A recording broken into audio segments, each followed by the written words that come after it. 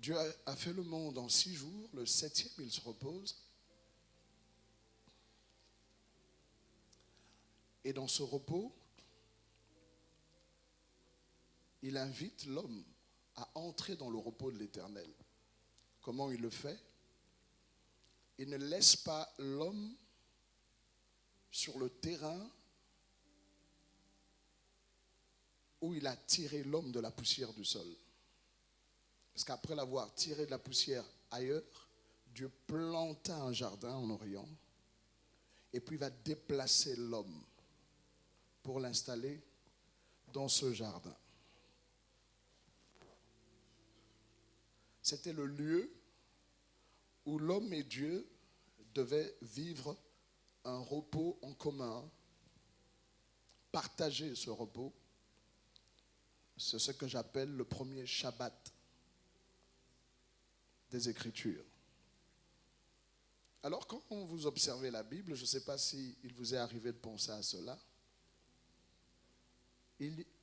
Genèse 1, 2, 3 ne révèle que 7 jours de la semaine.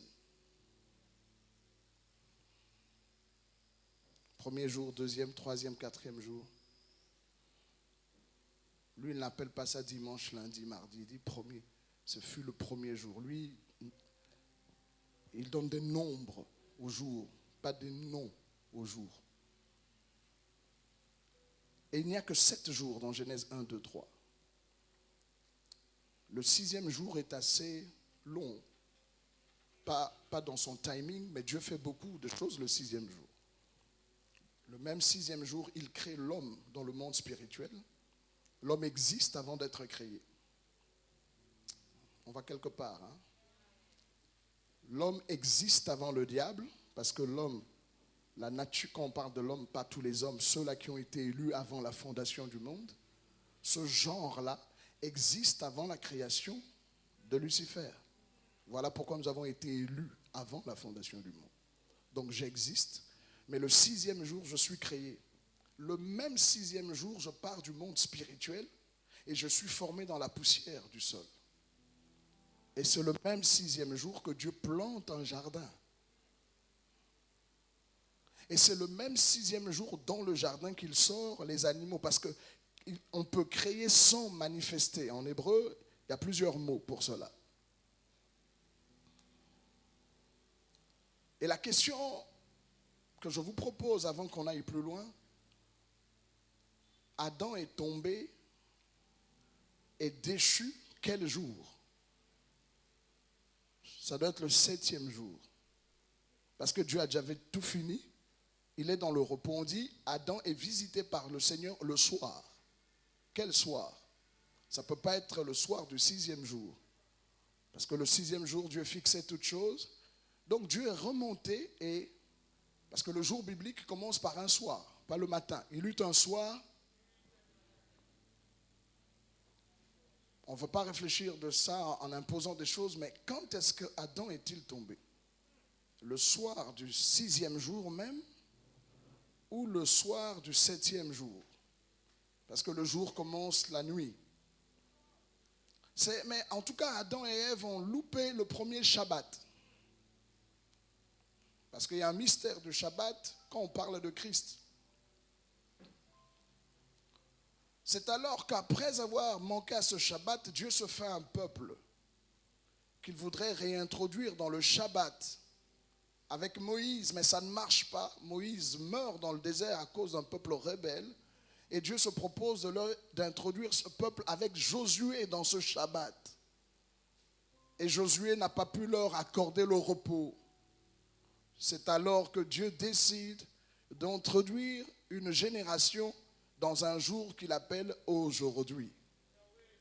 C'est le mystérieux jour, comme nous l'avons dit hier, pour lequel Abraham a tressailli de joie. Il y a un jour, mais ce jour-là est long. L'apôtre Paul parlant de ce jour, il dit « autant qu'on peut dire aujourd'hui ». C'est un jour, un aujourd'hui très long. Là, j'aimerais dire quelque chose, ça va être un peu étrange. je voudrais parler d'un mystère. Je me demande si ça ne paraîtra pas compliqué, mais on va essayer.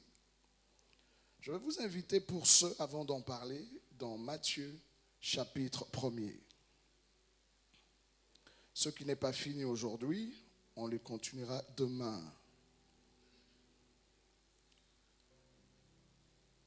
Matthieu, chapitre 1er. J'aime 3 amens, sans crier. Un amen pour le livre, un amen pour le chapitre et un amen pour le verset. Matthieu, amen. Chapitre 1er, amen. Verset 1er. Amen. Je lis pour nous. Écoutez cette phrase.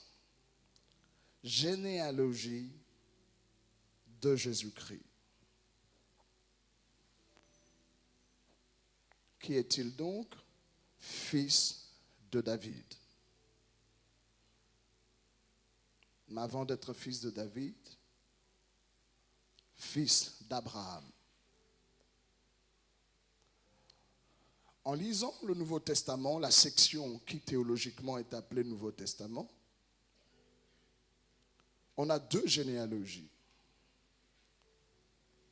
L'une dans Matthieu et l'autre dans Luc.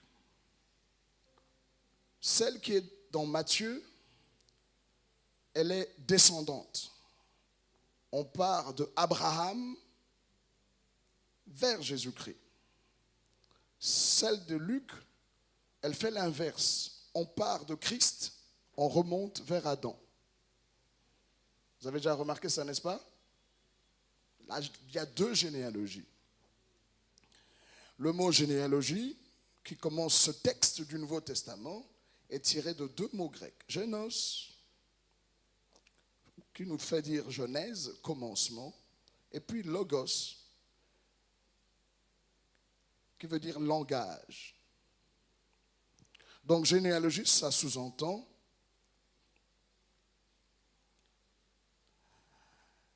le langage descriptif des origines humaines de Jésus. Quand on dit généalogie de Jésus-Christ, ça veut dire voici la description, voici l'explication de comment il est devenu un être humain parmi nous. Parce que Jean, dans son prologue, dit simplement, au commencement était la parole était avec Dieu, et la parole était Dieu, elle était au commencement avec Dieu, tout a été fait par elle, et rien de ce qui a été fait n'a été fait sans elle. En elle 14, et la parole a été faite chair. Mais le but des généalogies, c'est d'expliquer comment le temps qu'il a fallu à Dieu pour introduire le Christ dans l'humanité. Il prend un temps. Alors lorsque vous lisez Matthieu, après le premier verset, je voudrais dire la première phrase, permettez-moi d'aller régulièrement dans mes textes. Matthieu chapitre 1er, j'étais dans mes notes. Écoutons ce qui est dit au sujet de la venue en chair du Fils de Dieu. On dit généalogie, donc le descriptif, le langage, le scripturaire, on explique comment la promesse qui a été faite non pas à Adam, non pas à Ève, mais au serpent. Quand Dieu dit que son fils allait venir sur la terre, il ne s'adresse pas à Adam. Il ne s'adresse pas non plus à Ève. Parce que lorsqu'il est dans le jardin, il visite Adam et Ève. Le soir, il dit, Adam, où es-tu? Vous savez ce qui s'est passé? Adam s'est caché. Il dit, j'ai entendu ta voix, j'ai pris peur, je me suis caché parce que je suis nu. Et le Seigneur pose une question, parce que lorsque quelqu'un ouvre sa bouche et dit des choses, il y a un esprit derrière ce qu'il a dit. Alors Dieu pose une question très pédagogique, il dit, qui t'a appris? Qui t'a instruit? Qui t'a expliqué? Qui t'a donné cette doctrine? à l'école de qui tu as été pour apprendre que tu es nu. Dieu dit, ça c'est pas moi. Ceux qui sont dans mon école ne constatent pas leur nudité. Ils sont conscients de moi, pas d'eux. Oh.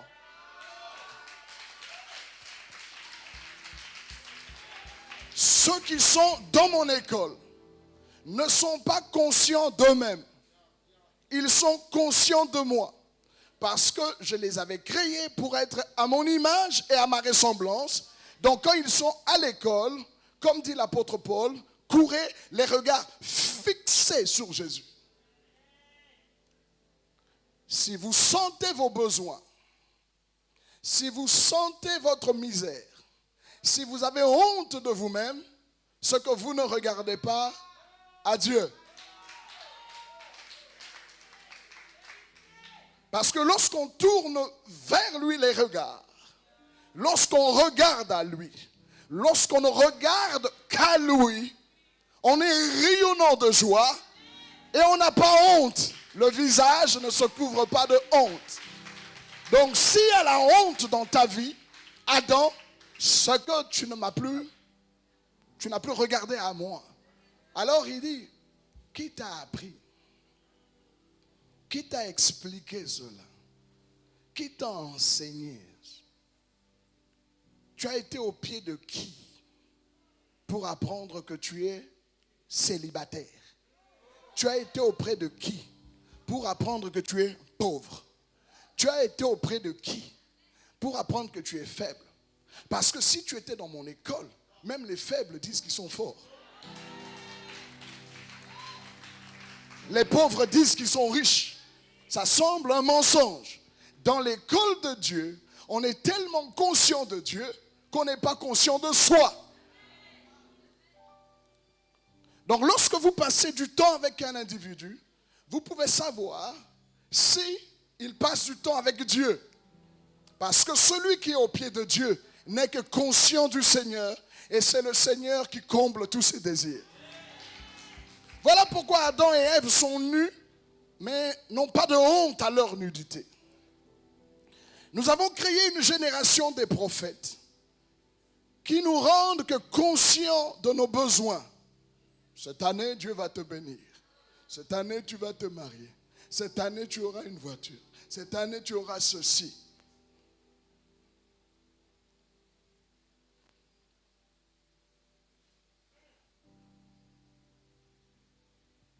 Voici Dieu. Voici la création. Si vous regardez à Dieu, vous avez le dos tourné à la création. Si vous regardez à la création, vous avez le dos tourné à Dieu. Si vous poursuivez les choses de la création, Dieu est derrière. Alors lui vous cherche.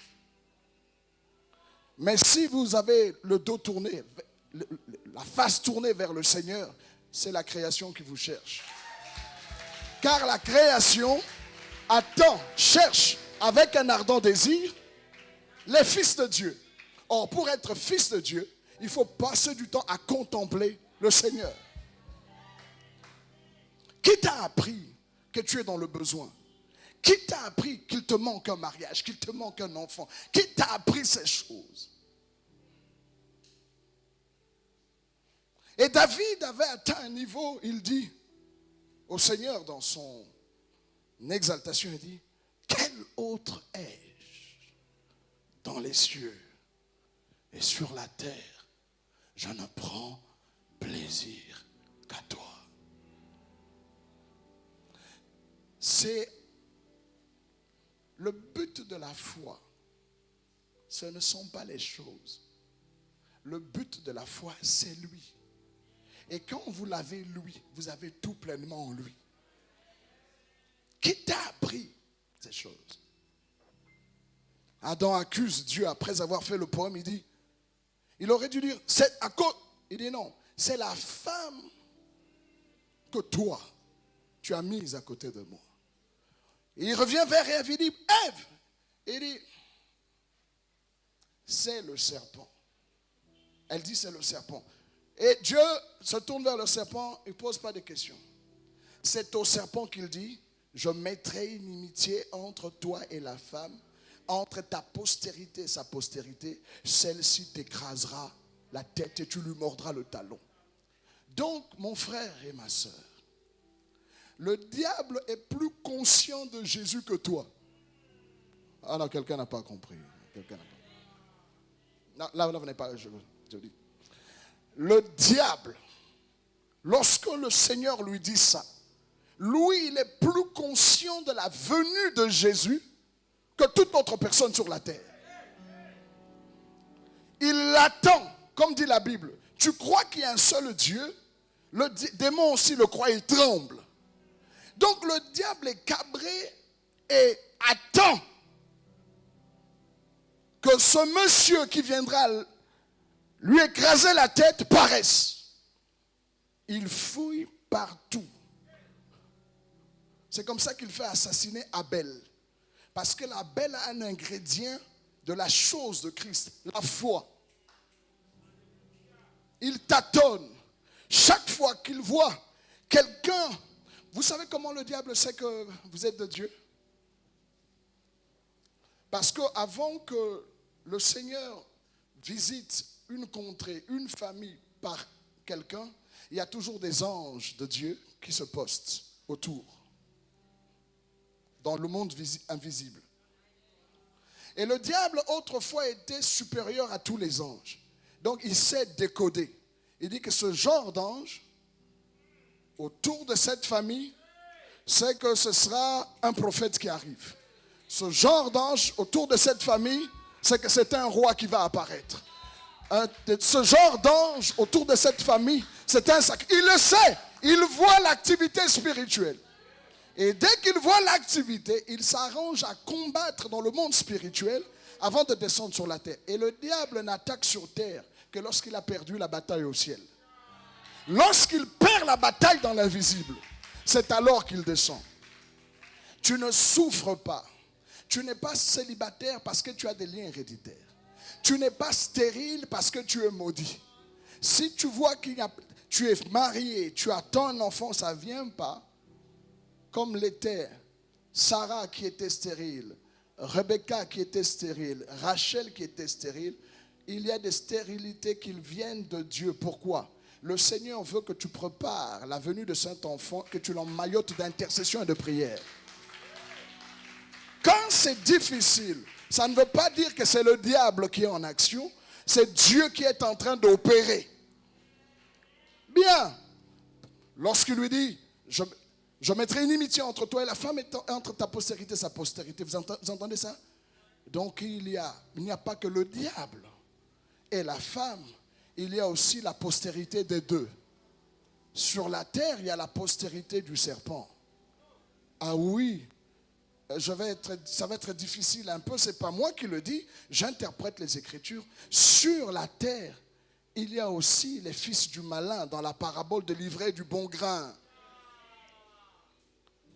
On a tous une enveloppe humaine, mais à l'intérieur, il y a des gens qui ne se convertiront jamais. Jamais.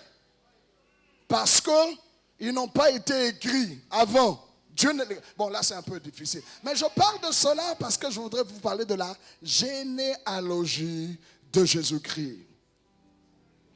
Tout le monde célèbre Jean 1,14, la parole a été faite chair. Mais le protocole et le processus qui a fait entrer la parole dans la chair, Dieu l'annonce dans Genèse 3. Il viendra. Ce n'est pas nous qui l'attendions. Ce sont les ténèbres qui l'attendaient. Il viendra. Alors dans ce texte que nous avons, on dit généalogie de Jésus-Christ, fils de David, fils d'Abraham. Mais pourquoi on cite que les trois personnes? Pourquoi on ne cite que Jésus-Christ, David et Abraham au premier verset? Parce que ce sont les trois personnes qui ont obtenu chacun un serment de Dieu. Dieu jure 3 fois. Il a juré à Abraham dans Genèse 22. Il a juré à David dans le psaume 89, je crois bien. Et puis il a juré à Jésus-Christ. 3 serments. Ce sont des personnes clés dans ce que Dieu fait. La foi n'a pas commencé avec Abraham. Elle a commencé avec Abel. Abel avait la foi, Enoch avait la foi, Noé avait la foi. Pourquoi on parle d'Abraham comme étant le père de la foi? Parce que la Bible révèle plusieurs pères dans les Saintes Écritures. Dieu est le père de la création, parce que le mot père voulant dire, voulant dire la source, d'où viennent les choses, il est le père de la création. Étant père de la création, il prend soin de tout le monde, même des impies. Ouais. Il pourvoit aux besoins des oiseaux, même des pécheurs. Un pécheur travaille, des impies travaillent et ils prospèrent. Sur la terre, vous n'avez pas besoin de Dieu pour prospérer. Non, non. Parce que la bénédiction, c'est la première institution divine dans ces créatures. Dieu n'a pas commencé par bénir l'homme.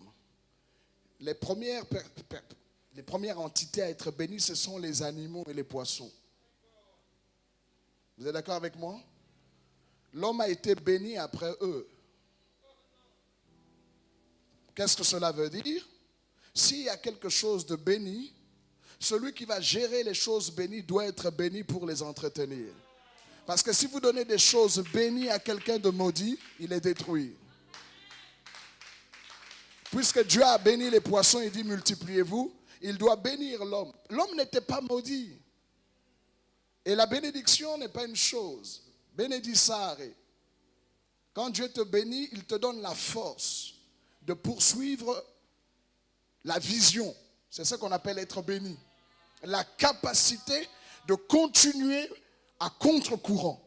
C'est comme ça que vous savez que quelqu'un est béni.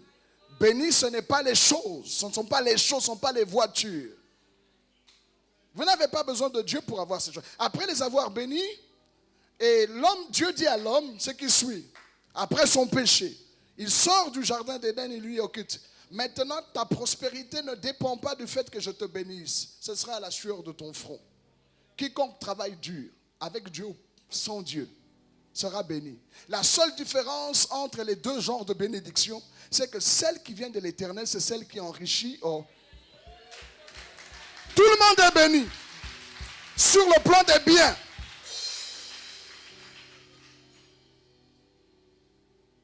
Les Chinois travaillent dur.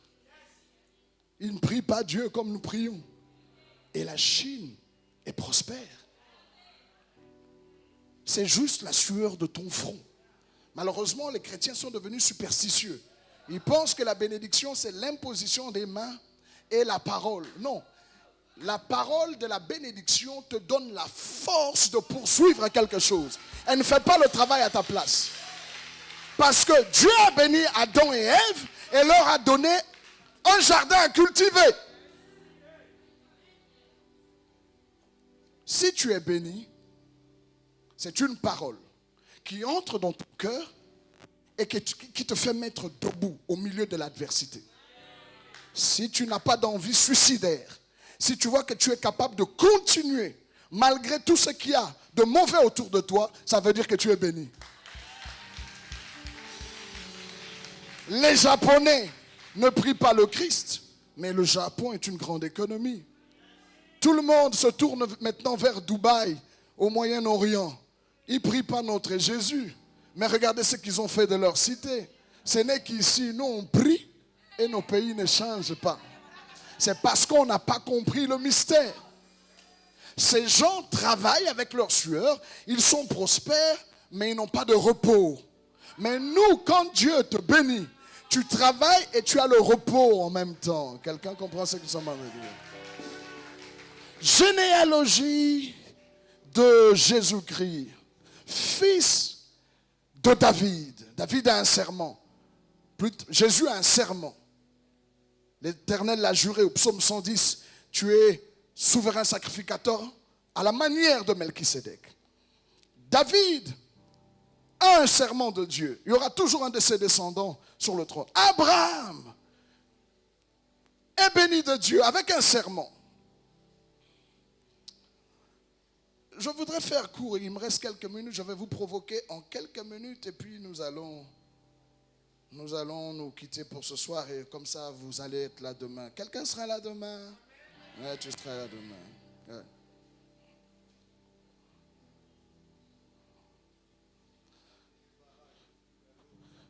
Voici le descriptif. Donc, généalogie. Logos, langage. Voici le langage qui nous explique comment Jésus est venu en chair. Et on commence à citer les ancêtres du Seigneur. Abraham engendra. Abraham engendra. Abraham engendra. N'oubliez pas que la guerre est entre le serpent et la femme. L'homme donne à la femme de la semence. Mais la personne qui a le travail pour donner une forme, c'est la femme. On ne peut qui dit généalogie, venu en chair, dit maternité. Qui dit maternité, dit utérus. L'utérus, c'est une chambre mystique. C'est un vortex. C'est là où les esprits s'habillent de chair avant de vivre sur terre. Attention, j'ai dit ceci. C'est un lieu bizarre. C'est le seul endroit où les esprits peuvent s'habiller de chair pour habiter sur terre. Donc vous comprenez que chaque femme sur cette terre est surveillée par les anges ou par les démons. Viens ici, Henri. Je préfère prendre un homme pour représenter ça. Il s'appelle Henri. Mais voici sœur Henriette. Il a un utérus. Ça va? Et à la porte de cet utérus, les ténèbres et la lumière sont là. Parce que les esprits n'ont pas le droit de citer sur terre. Pour qu'un esprit vienne sur terre, il doit se revêtir de chair. Et l'utérus, c'est la chambre d'habillement. Donc, si le diable veut faire entrer ces gars ici, il a besoin de ça. Si Dieu veut faire entrer ces gars ici, il a besoin de ça. Et si Dieu sait qu'il a besoin de faire entrer quelqu'un de grave, il bloque l'utérus. Pour que le diable ne l'utilise pas.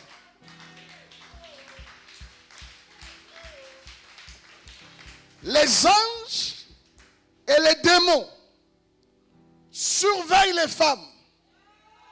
Parce que ce sont elles qui ont cette chambre où les esprits partant du monde spirituel entrent dans le temporel. Sont tous là. Voilà la raison de l'immoralité, de l'impudicité. Les démons veulent corrompre les utérus, détruire ces portes, souiller ce vortex, pour que quand quelqu'un entre par ici, il retrouve une soupe héréditaire. Malsaine. Que quelqu'un dise à haute voix, touche pas à mon utérus. Vous savez, on n'a pas besoin de vous dire, oh non, sanctifie-toi, crains l'Éternel. Quand tu connais la vérité, tu comprends.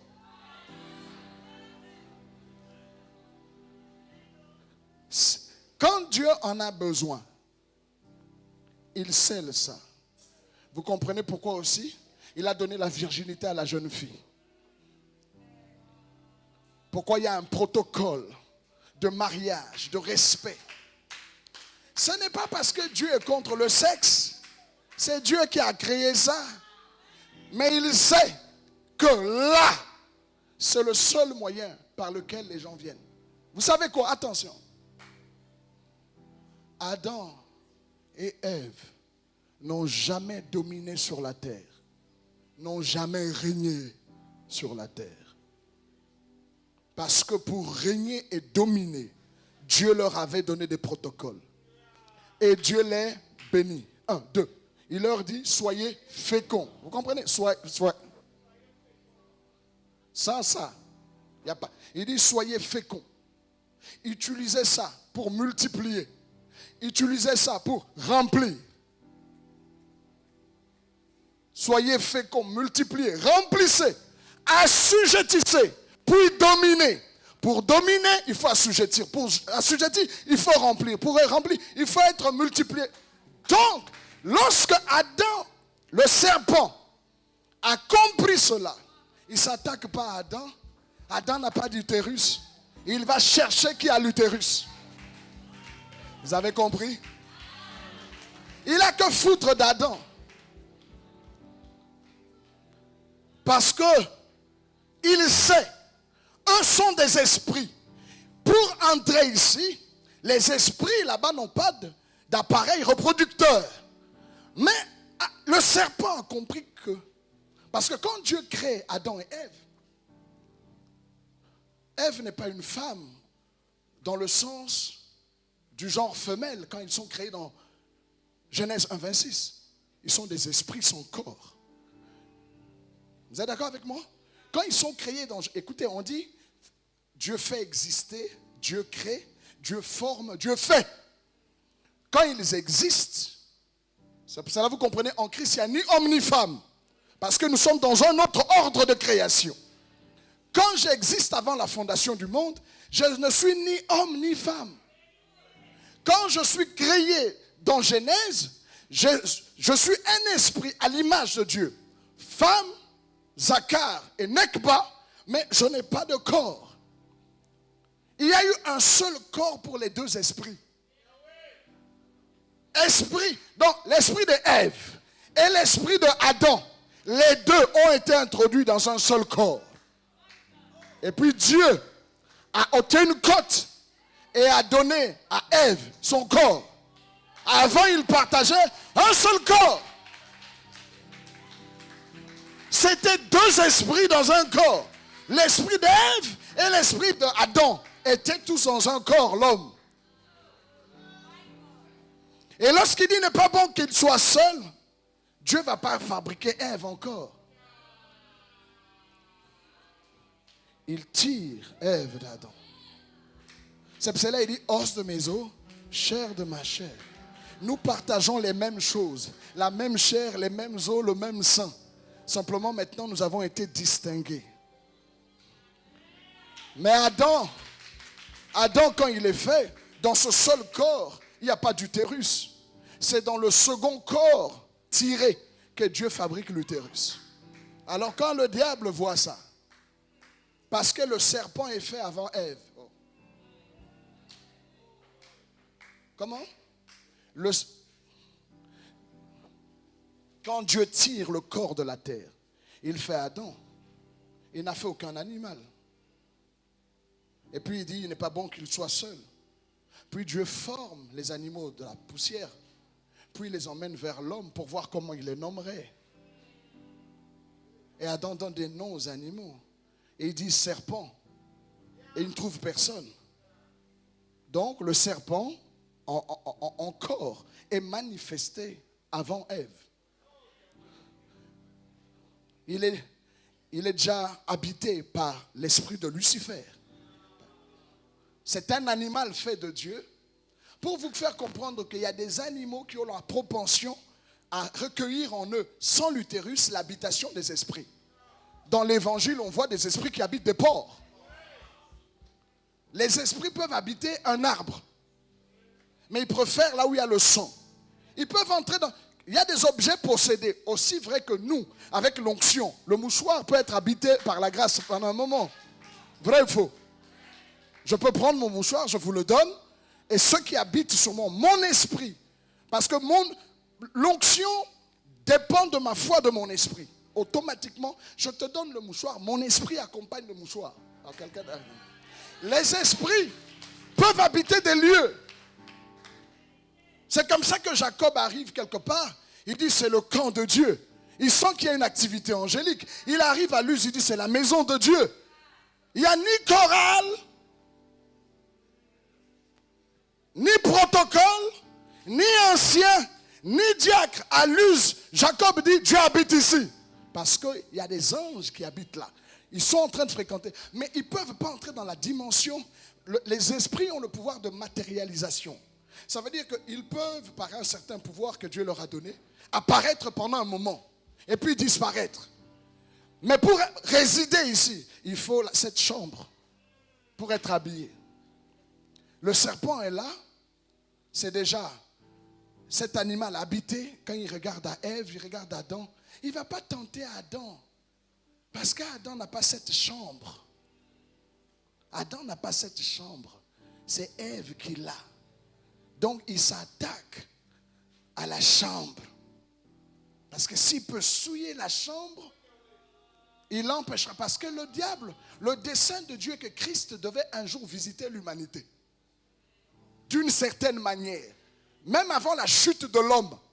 Certes, l'homme représentait, mais un jour, il devait venir. C'est alors que Dieu dit, je mettrai une inimitié entre toi et la femme et entre ta postérité et sa postérité. Celle-ci t'écrasera. Le diable comprend, bon. Donc, ce fameux Christ, cette fameuse postérité, passera par là. C'est voilà pourquoi une jeune fille à 8 ans, elle se fait violer. Elle a 2 ans, elle se fait violer. Allez au Congo, à l'Est, on viole des bébés. On a dit aux rebelles, tout ça, si tu veux de la puissance, il faut coucher avec des bébés. Et vous allez voir, on prend un petit bébé de 6 mois, de 9 mois. Des gaillards détruisent. Ce n'est pas un problème sexuel, c'est un problème de la chambre par laquelle les apôtres viennent dans le monde. Les prophètes entrent dans le monde.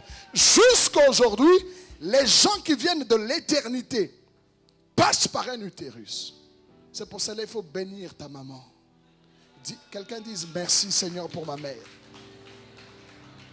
Heureusement qu'elle n'avait pas avorté au point qu'on détruise son utérus. Vous savez qu'il y a des femmes, mauvaise chirurgie, on enlève tout l'appareil. C'est pourquoi vous avez des myomes là-bas. Ce sont des démons qui ne veulent pas que le diable menteur, tu auras des rois qui sortiront de ton sein. Je déclare, je ne sais pas à qui je m'adresse ici, je parle à une femme. Quelqu'un naîtra de toi. Dieu a besoin d'hommes, mais tous les hommes naissent d'une femme.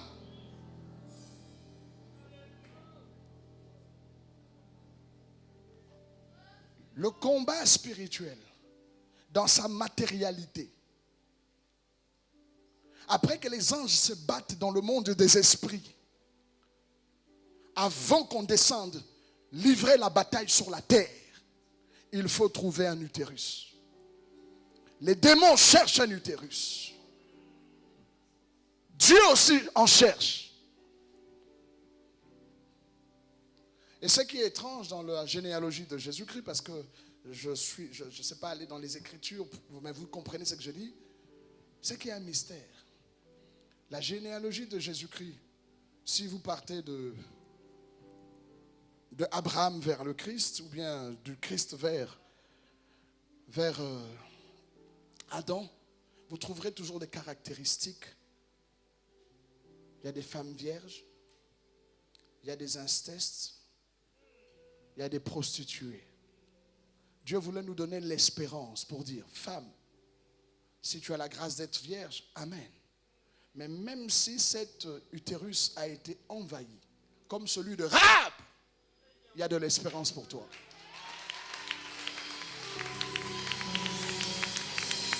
Même s'il y a l'inceste, comme pour le cas de Tamar, il y a de l'espérance pour toi. Les hommes, célébrons les femmes au milieu de nous. Acclamons le Seigneur.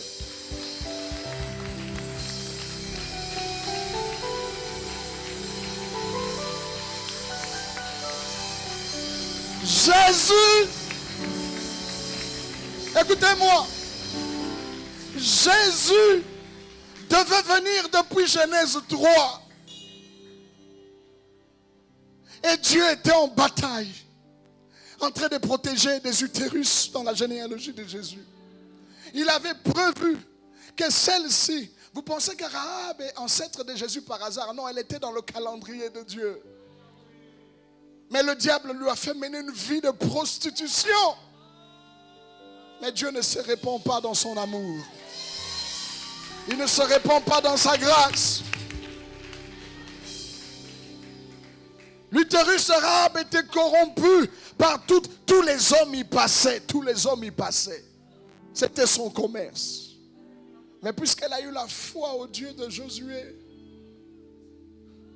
Dieu, c'est un créateur, c'est un rédempteur, c'est un régénérateur. Il peut nettoyer cet utérus et rendre neuf. Alors, quelqu'un n'a pas compris. Je ne sais pas à qui je m'adresse. Je vous ai dit, c'est une visitation. Femme, je sens une opération qui est en train de se passer ici. Je connais un pasteur aux États-Unis, mon évêque. Sa femme, on lui avait fait l'ablation de tout. Parce que des fois, ce sont les myomes et toutes ces choses. Excusez-moi de vous déranger ainsi. J'ai des bretelles qui sautent sous pression. Donc, ne soyez pas dérangés. On avait tout enlevé. Bon, je préfère taire son nom parce que je connais personnellement. Sans utérus. Puisque Dieu voulait que ça passe par là. Elle a des enfants. On a fait ablation de tout. Quand je parle du mystère de l'utérus, il y a plusieurs formes d'utérus. Il y a un utérus divin, il y a un utérus humain, et il y a, dans chaque cas, il y a la création, la rédemption, la régénération. Pour chaque cas, il y a un saint. Dieu lui-même a un utérus. C'est de cela, de cet utérus, que Jésus est né pour la première fois. Parce que quand vous montez dans une certaine divinité, dans une certaine dimension, vous allez comprendre que le mystère de Christ, parce que c'est un homme, le Christ naît 3 fois dans les Écritures. Dites avec moi 3 fois. Laissez-moi rallonger quelques minutes, je vais finir là, on va continuer. Jésus est né 3 fois dans la Bible. Il est né de Dieu. Naître veut dire sortir de. Il dit ça dans Jean 16 avec ses disciples. Il dit, je te prie pour eux, ils ont cru, ils ont connu que je suis sorti de toi.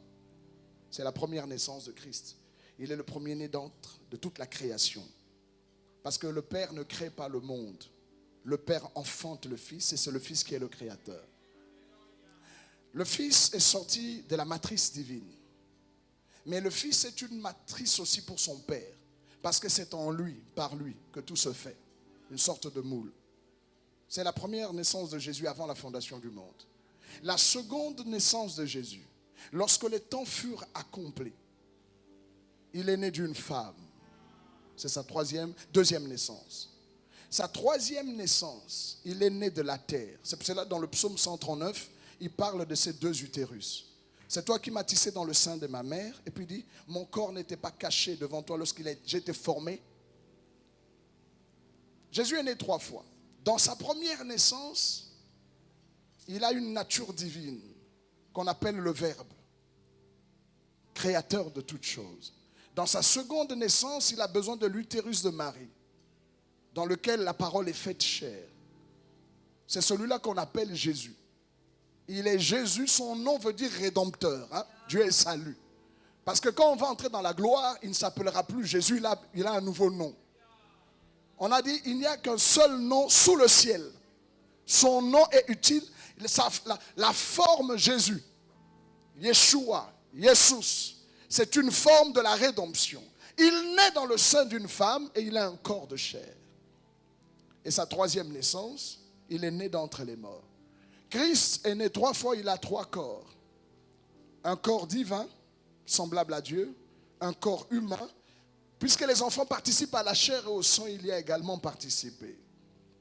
D'où l'apôtre Jean insiste, il dit, celui qui ne croit pas en Christ venu en chair, c'est un antichrist. Pourquoi j'explique ça? Parce que si vous ne comprenez pas comment Jésus est venu en chair, la Bible dit généalogie, le descriptif de la venue en chair. Dieu a soigneusement préparé cela. Donc ne jouez pas avec vos vies parce qu'on ne sait pas qui va naître par vous. Surtout les femmes. Croisez vos jambes. Ne vous laissez pas corrompre pour un repas au restaurant. Ne vous laissez pas corrompre pour un iPhone 13. Ne vous laissez pas corrompre pour une voiture. Ne vous laissez pas corrompre pour un voyage. Mettez des cadenas. Dites, touche pas à mon utérus.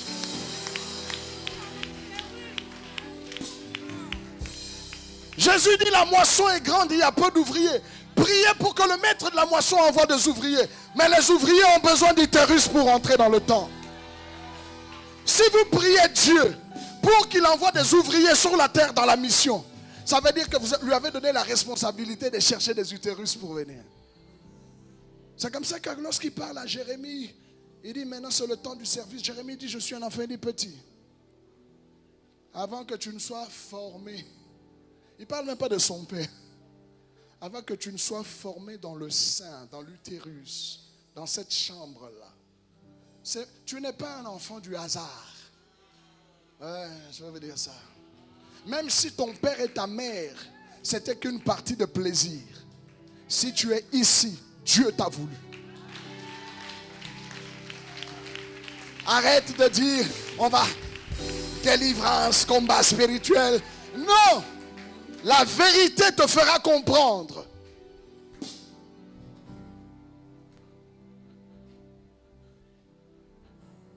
La femme est précieuse aux yeux de Dieu. Elle est très précieuse. Quand Dieu voit l'utérus d'une femme, lui voit une chambre d'habillement des esprits. Et nous, quand nous regardons une femme, nous voyons une partie de plaisir. Les hommes, hein? Regardez comment les femmes sont vilipendées. Toutes les publicités dans Hollywood, la nudité des femmes, tout ça, vous n'avez pas compris le mystère. La femme est précieuse parce qu'elle a quelque chose que le diable et Dieu traquent. Généalogie de Jésus-Christ. Le descriptif de sa venue en chair. On parle des hommes. Mais vous allez voir, les femmes qui sont dans la généalogie de Jésus-Christ ont un caractère particulier. Même Rahab a été... Non, plutôt Ruth. Ruth même est venue de Moab pour donner son utérus à la venue du Seigneur. C'est Dieu qui vous a invité à ce séminaire, femme. Vous n'êtes pas venus ici par hasard. C'est pourquoi Anne, la maman de Samuel, pleure. Elle dit, Seigneur, j'en ai un, Seigneur. Seigneur, utilise-le. Prends-le, je te le donne. Si tu y mets quelque chose, je vais te l'offrir. Son mari a dit, femme, je suis mieux que 10 fils. Elle dit, rien à faire. Non. Toi, tu t'occupes de Pénina. Je donne mon utérus à Dieu. Je peux m'arrêter là. Vous allez venir demain, on continue. Non, parce que dehors, on vous attend par la police. Donc.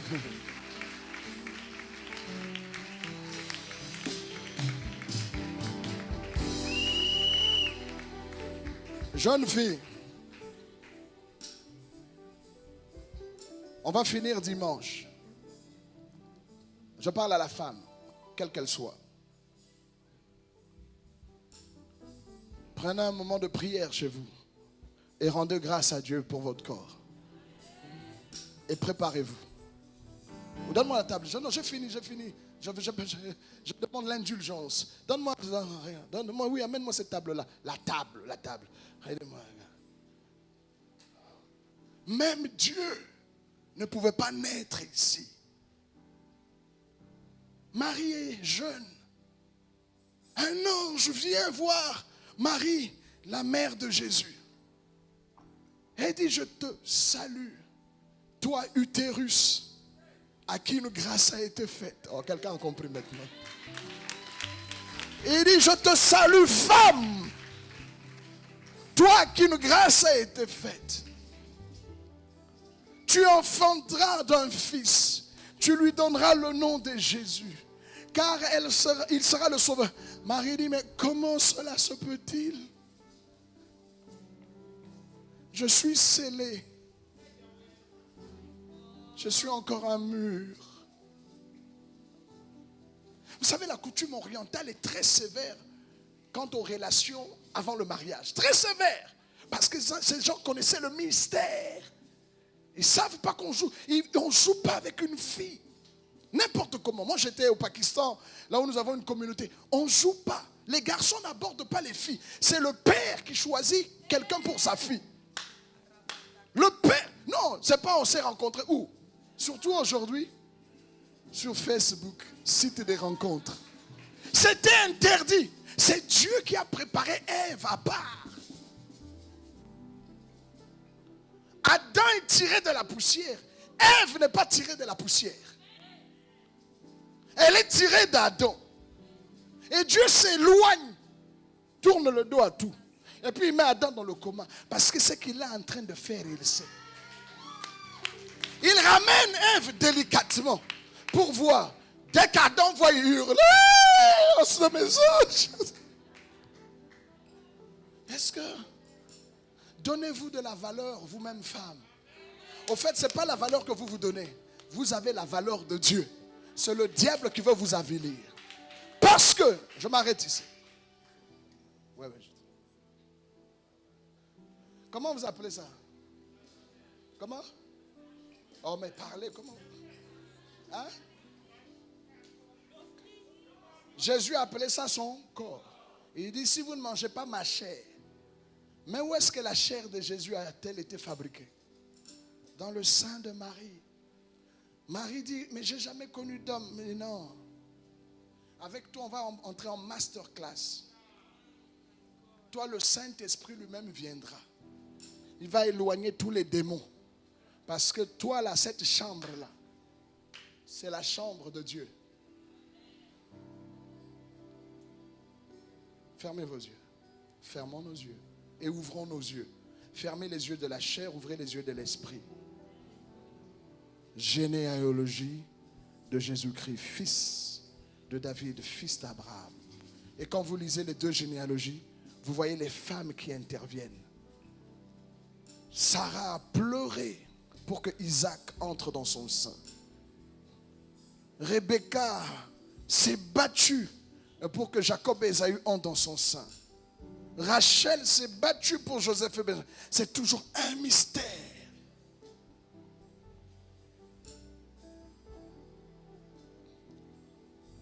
Le Seigneur nous a visités ce soir.